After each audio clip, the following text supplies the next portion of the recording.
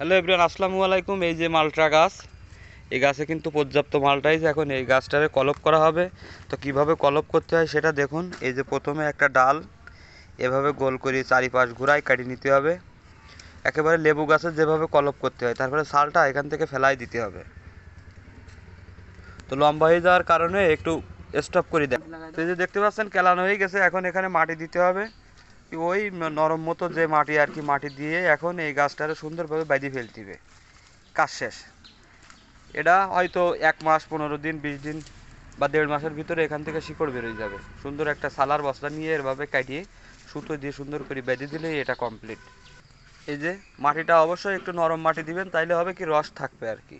এভাবে সুতো দিয়ে পেঁচালেই কমপ্লিট। এই একইভাবে দেখুন এইখানে জামরুল গাছেও কিন্তু সেম পদ্ধতিতে কলম করা হয়েছে।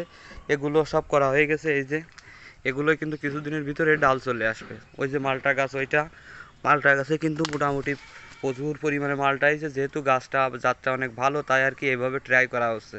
তো কী হয় দেখা যাক। আশা করা যায় এখান থেকে অবশ্যই চারা বের করা সম্ভব।